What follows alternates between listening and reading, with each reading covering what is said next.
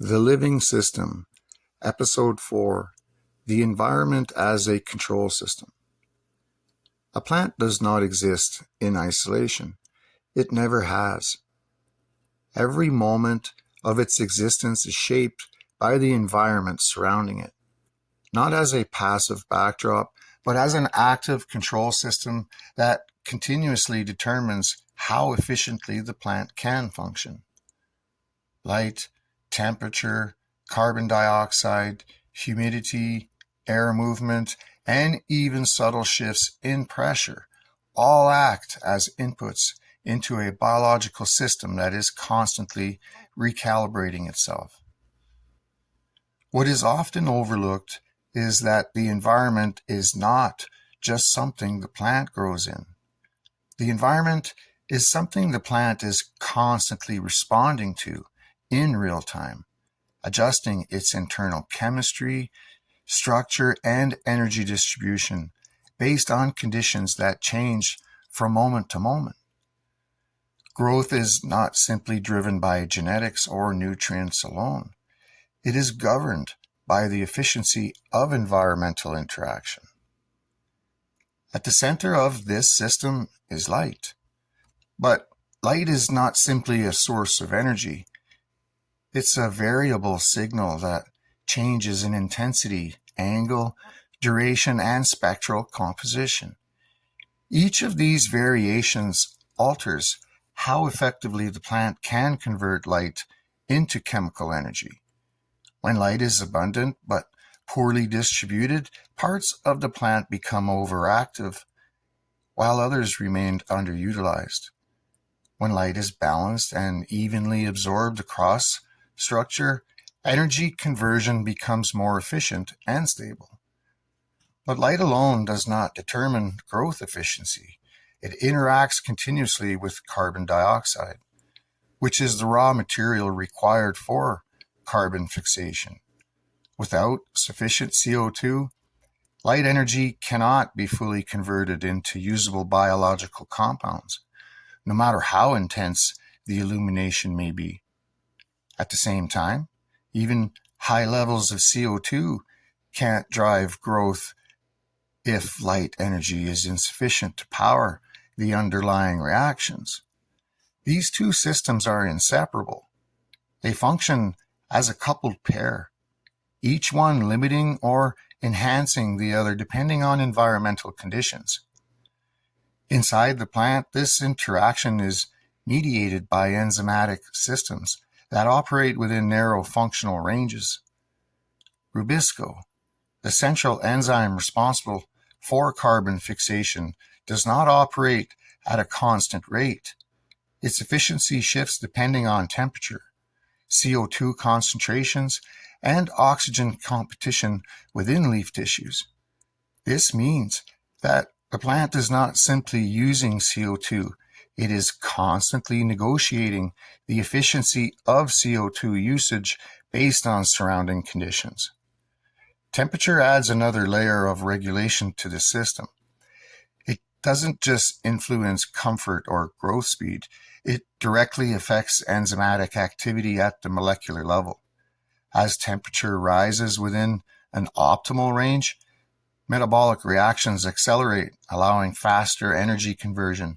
But beyond that range, efficiency declines and biochemical stability begins to degrade.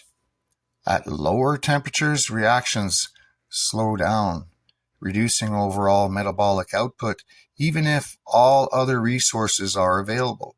Temperature, in this sense, acts as a global regulator of biological speed. Humidity introduces a different form of control, one that is often misunderstood. It governs the movement of water through plant via transpiration. As water evaporates from leaf surfaces, it creates a pull that draws nutrients upward from the root system. This movement is not passive diffusion. It is a continuous tension-based system that depends on the balance between internal water pressure and external atmospheric demand. If humidity is too low, The plant may lose water faster than it can replace it, forcing it into protective regulation that slows growth.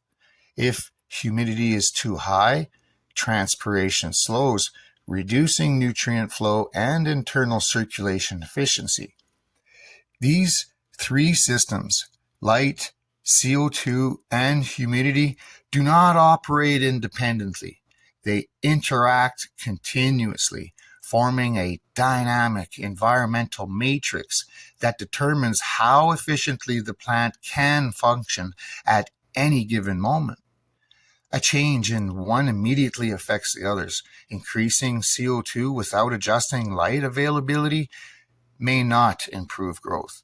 Changing humidity without considering temperature may disrupt internal water transport. Every adjustment in the environment creates ripple effects across the entire system.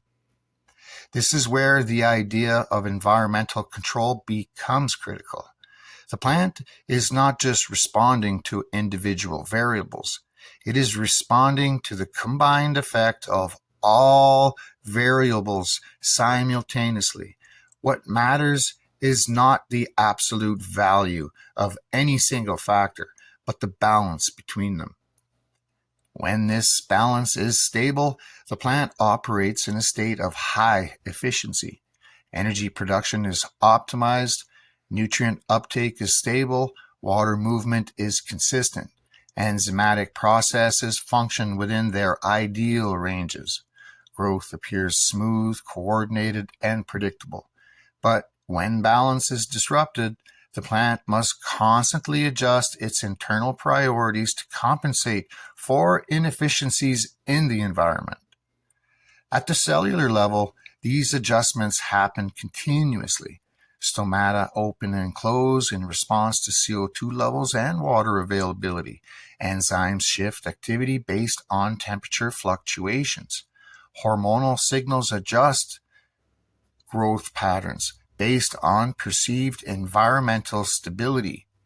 Every cell is participating in this constant recalibration process.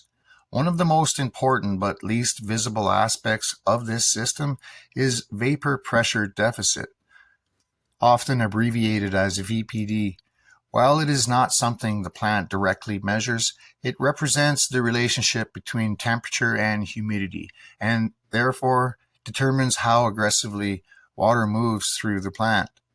When vapor pressure deficit is within an optimal range, transpiration is balanced and nutrient transport remains stable. When it's too high or too low, the entire internal flow of water and nutrients becomes either too aggressive or too restricted. This is why environmental control cannot be reduced to individual settings. It is always about relationships between variables. A stable system is not one where every factor is fixed. It is one where all factors remain in functional balance relative to each other. As environmental conditions shift, the plant does not passively endure these changes. It actively responds by altering internal structure, adjusting chemical pathways, and reallocating resources. Leaf orientation may change to regulate light exposure. Root growth may increase or decrease depending on water availability and nutrient distribution. Internal metabolic rates may accelerate or slow down based on temperature and energy supply. In cannabis, this responsiveness is especially pronounced because the plant has evolved a high degree of sensitivity to environmental variation. Small changes in light intensity or CO2 availability can significantly alter growth efficiency. Subtle shifts in humidity can influence water movement and structural development.